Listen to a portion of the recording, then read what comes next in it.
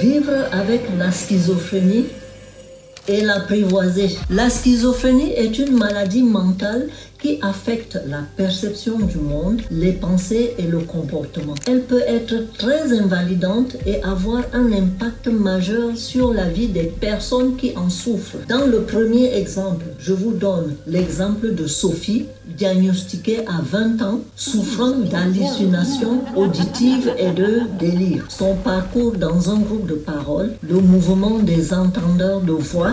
Quel est le bénéfice du groupe? Parler de ses expériences et se sentir compris. Apprendre à gérer ses voix et à les apprivoiser. Développer des stratégies pour vivre avec la schizophrénie. Ici, le problème de Sophie est qu'elle entend des voix. Ce qui pourrait mieux l'aider, ça serait de faire partie d'un groupe de soutien ou un groupe d'échange de personnes qui souffrent de schizophrénie et plus précisément des personnes qui entendent des voix comme elle. De là, elle apprend qu'elle n'est pas seule et qu'il y a des personnes comme elle qui souffrent de la même maladie. Cela la réconforte et elle se sent comprise et reprend confiance en elle. Luc, diagnostiqué à 30 ans, replié sur lui-même et sans confiance en lui. Son suivi psychologique, la thérapie cognitive et comportementale pour gérer ses symptômes, le travail sur les traumatismes de son enfance. Les résultats, la reprise de confiance en soi et l'estime de soi, la meilleure gestion de la maladie et de ses symptômes. Chez Luc, on constate qu'après plusieurs échanges dans le groupe de soutien, il reprend le contrôle de sa personne et arrive à mieux gérer sa vie. Dans le troisième exemple, nous avons le cas de Julie qui nous relate comment débloquer les émotions et guérir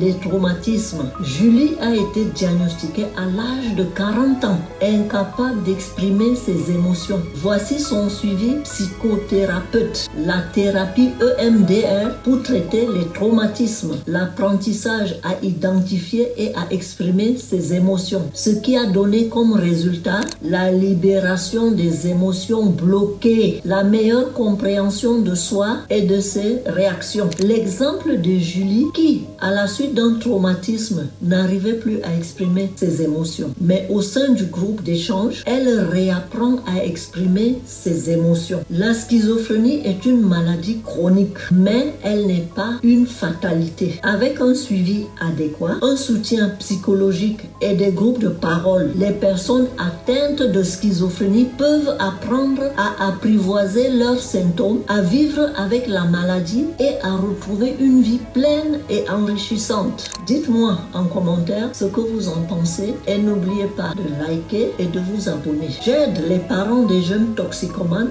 à sortir leur adolescent de l'enfer de la drogue et j'aide aussi les parents à ne pas tomber dans la dépression, mais à reprendre du courage afin d'aider leur enfant avec beaucoup d'amour et de patience parce que je suis passée par là. Alors, n'hésitez pas à demander de l'aide si vous pensez être atteint de schizophrénie ou si vous connaissez quelqu'un qui en souffre. Je vous signale que consommer des stupéfiants peut amener la maladie de la schizophrénie. Attention!